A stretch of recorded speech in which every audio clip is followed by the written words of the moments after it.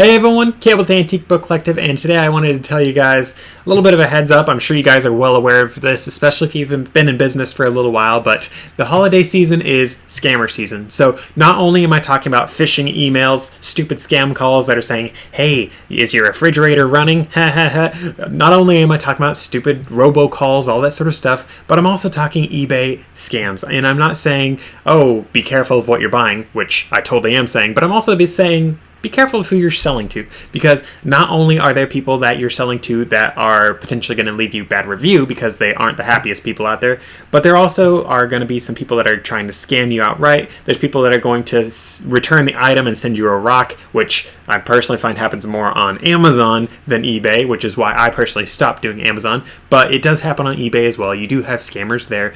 Bad people are all over the internet, just like they are all over the outside world, but it's definitely easier for people to cheat on the internet, so be sure to watch out for that. So for me, I actually just canceled an order for someone who I knew had a tendency to leave bad reviews, but they bought a bunch of books, and I was like, all right, I'm hopeful. So I actually just canceled that order, though, because we kept on going back and forward, and they're like, I'm not paying that much for shipping, because they bought a ton of books, guys. Like, I am talking like almost 100 pounds of books, so because it's 100 pounds, I had to do it in multiple boxes, and because it's multiple boxes, it does make the price a little bit more, but the fact that it's a ton of books means it's expensive to ship anyways. And they asked for my best prices on all these sort of things, so I gave them my best price, which included shipping, and then they were like, oh, that's not good at all, you gotta get rid of shipping has to be free, and they just went back on and on and on, and they just kept restating themselves, and eventually I was like, clearly there's some sort of misunderstanding, I'm sorry, I'm going to have to cancel the order, all these sorts of things. And I made the mistake, I actually invoiced them multiple times. I invoiced them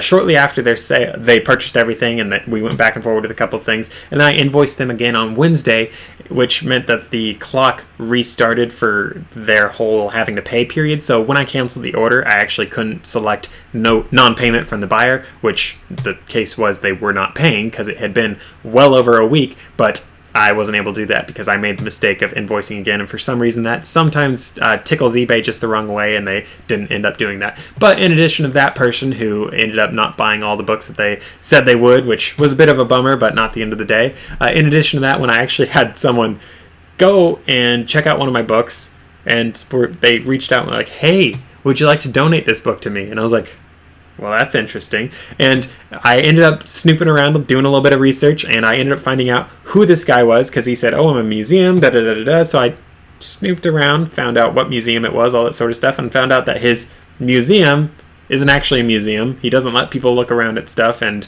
I honestly was tempted when I first saw it to ask if he was an actual 501c3 museum, because if he was, then I could actually get some tax write-offs for that. I have thought about donating different books. I have some beautiful books that I've thought about donating to libraries for 501c3 tax credits, all that sort of stuff, because donations, you get a write-off for your taxes. I've thought about that. I've yet to do that because for me personally, my write-offs are normally good enough with all the hotels, driving, food, all that sort of stuff, because I travel to get all the antique books that I do. But that could be something that is worth checking out for you guys. Not tax advice, that is just what I personally have looked at and would think about doing. I'm not your tax accountant though, so again, not tax advice. But for me, I snooped around, found out it wasn't an actual place, and was looking on the internet, doing my thing, and I'm like, okay, not only is this not a real museum, but the people that have given him 1-star reviews on Google, literally only 1-star reviews is what this guy has, are like, oh, the guy's crazy, the guy is this. It's just hop on my eBay, block user. All right, we're calling it good. I don't block many people on eBay, but sometimes you see that one crazy person or two crazy people for me this week, and you're just like, yeah, no, I'm not risking it. I'm not playing this game. And I don't recommend blocking everyone under the sun. Obviously, that really ruins your business. But there are people that are either jerks, idiots, or thieves that will come across your business, try to ruin your business, that are definitely worth blocking. In fact, I have seen lists of people on the internet, of eBay sellers have made these lists on the internet of just bad scammy sellers that you can like copy and paste into your own eBay blocked sellers list, blocked buyers list, which can be worth doing, cannot be worth doing depending on what you want to do. Not business advice there, that's just what I personally have heard, what I've seen. People even do that for Amazon. I've heard of that especially for Amazon because again, Amazon tends to have a lot more thieves and scammers on it. But in addition to all that, with the holiday season, with all this stuff going on, you also have a lot of just, I call them backflipping idiots when I get really mad. And to earn a backflipping idiot badge, I mean, you got to be a special kind of stupid. And there are a lot of people like that on the internet who you try to communicate with, and it's just like, listen, I've had conversations with people that aren't native speakers, and I've done hand motions, and I've gotten more across than what I'm getting across with you. I'm not sure what the gap is here, who's not speaking correctly, or maybe you're just not reading anything I'm saying. But you will see that a whole lot when you're dealing with some stuff on eBay, especially during the holiday season. I don't know why, but you have a lot of those backflipping idiots come out around the holiday season. And for me, I make jokes with people I know, and they make jokes back about like drivers. Like, you see people driving on the road, and like the rest of the year it's normally fine, and then you get around the holiday season, and all of a sudden it's like everyone just smoked like 5 lines of crack cocaine and then like drank 5 gallons of alcohol and then got on the road. It's like, where'd you learn to drive? What in the world? Get away from me! And you just like are like, I'm gonna stay home now because the roads are scary. Those are the sort of people that I personally picture when I talk to some of these people on the internet. Of it's just like, what are you smoking, my dude? That's not what I said. That you just wait, what?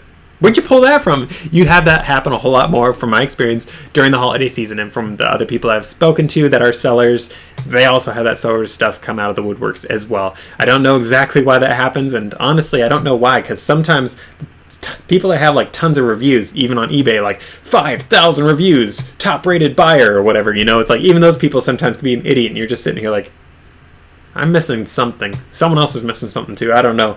But that's something that I definitely see come up during the holiday season. So it's sort of a little bit of a look out, guys. There's scammers about. Honestly, I should have done this video a little bit earlier, but I decided to wait until I could sort of put the nail in the coffin of my particular story with this one crazy lady. Pro tip.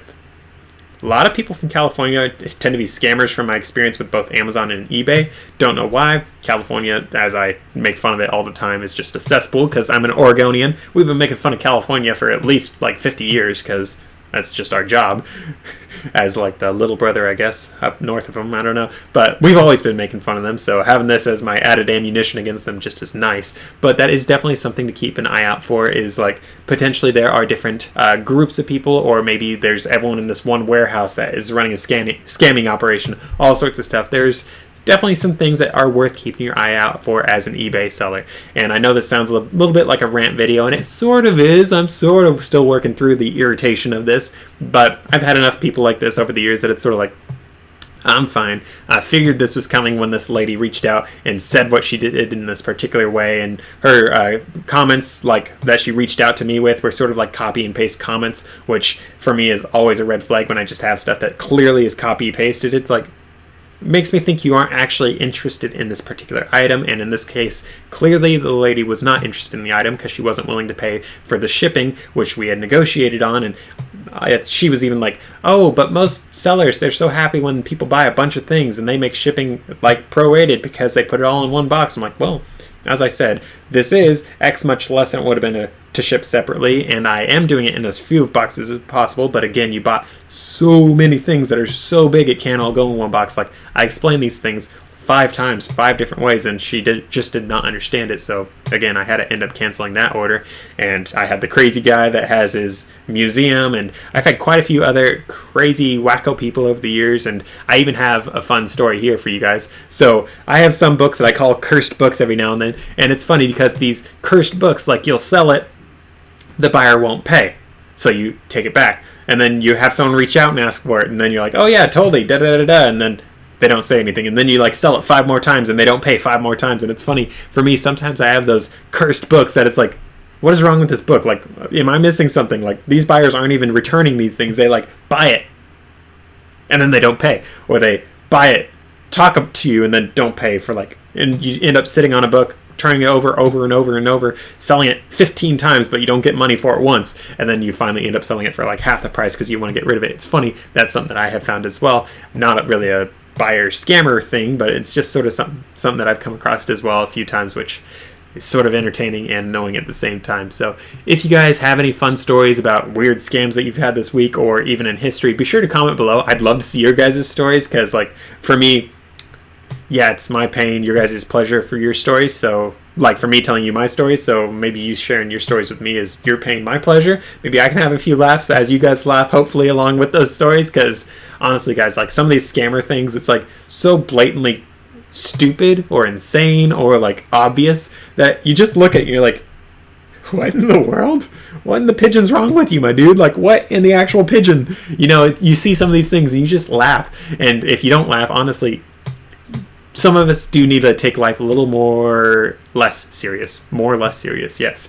Sometimes we just take things far too seriously. We see someone scamming and we think it's a personal offense. We think they're trying to attack our character, all that sort of stuff. And yes, you will have people try to attack your character. Obviously, that's sort of what happens in the real world, but not every scam is something that you should take personally. Like, honestly, we all need to take life a little more loosely. We need to learn how to laugh a little bit. That's something that we've definitely lost in the last few decades, and especially the last few years. It's just the ability to laugh at blatant stupidity.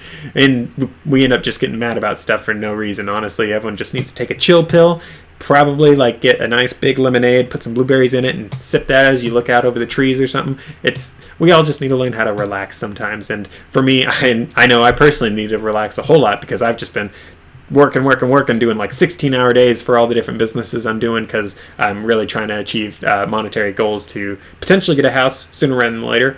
I'm getting there. I should have enough, but we'll see. But at the end of the day, though, guys, there are scammers out there. There are things that we need to watch out for, and there are things that you can do to proactively act against those particular scammers and to protect yourself against them. But at the end of the day, vigilance is something that you really need to instill into your business model. You need to learn how, and into your business mind, you need to learn how to keep your eye out for stuff that just smells a little bit fishy. I mean, if you open up a message and you instantly get a bad vibe, generally your vibes are going to be accurate, especially if you are like some sort of prophetic person. You'll get vibes and you know from experience, oh, this one vibe means this da da da da da, that sort of stuff. So at the end of the day, your business sense, I mean, if you are running a business, you have a business sense. Even if it's only a little bit of one, you probably have one. And people just need to learn how to respect their initial impressions of things a lot more, because a lot of the times those impressions end up being correct. Like, just think about all those friends that we've had that are like, oh, I don't want to date this person. They just feel a little bit off, and then they end up dating them, and then they end up getting cheated on. Then it's a whole nightmare, and then they share it with you and make it your nightmare, and you end up having to console them for like 5 years after that. And then they say they'll never date again, and then they'll date another crazy person because they didn't listen to their original sense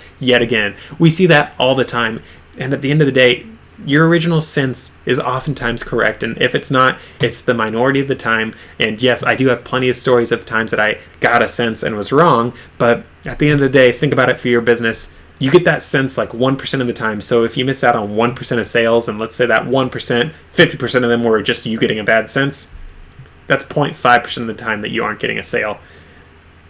I don't really personally see that as a worthwhile thing to go for. And for me, with this lady, I went against my better judgment, and I was like, oh, well, she's buying like 50 different things. Maybe she's just doing copy and paste because she's buying 50 things from me, but ended up not working out. And I should have listened to my original sense in the very beginning, because at the end of the day, it ended up, proving to be correct. She ended up not being the most forthright person that I would want to do business with, because she clearly wasn't reading my responses. She wasn't taking anything I said to heart. She didn't care about what I said, and anyone that doesn't care about what you're saying as the owner of a book trying to sell something to someone, it's like, clearly they're not going to be the best buyer. Clearly their interest is not quite there for the item. And if you checked out this lady's profile, you would see that she leaves plenty of bad reviews for plenty of people for stupid reasons on top of all that. And bad reviews, bad feedback on eBay, I mean, that really hurts your store, especially if you're a 100% positive feedback store like some of us. Like for me, I personally am that right now.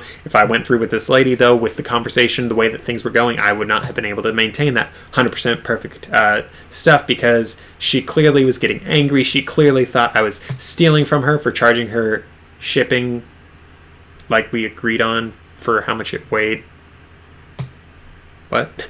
Like, obviously I would have been able to fight that with eBay because it's such a stupid thing, and like the conversation clearly was saying all this sort of stuff and she clearly was ignoring that. But at the end of the day, I wanted to avoid the headache altogether and just cancel the order. Hopefully it doesn't become a headache. It very well could be, but we'll see in the long run. So with that said and done though, guys, thanks for the watch. I'm sorry there are scammers out there. I'm sorry they ruin life, business, actually they ruin life, liberty, and the pursuit of happiness. How about that? Just to do a little bit of the actual rights of America. But with that said though, there are definitely some bad people out there. I'm sorry that's the case. Hopefully it won't always be the case, or hopefully there will be more actions taken against those bad people. I know eBay has done very well against a lot of these people over the years. Of course there's a lot of people on like sort of in the gray area that stay on, but at the end of the day, we do get rid of a lot of the really bad people. So I mean, you're not going to hopefully get the worst people anymore, but still could. We'll see. But I know it's a little bit of a loaded, boring complainer sort of video, but it is definitely something to keep your eyes out for, guys. Again, I'm sorry for the late warning because we just had Black Friday recently, and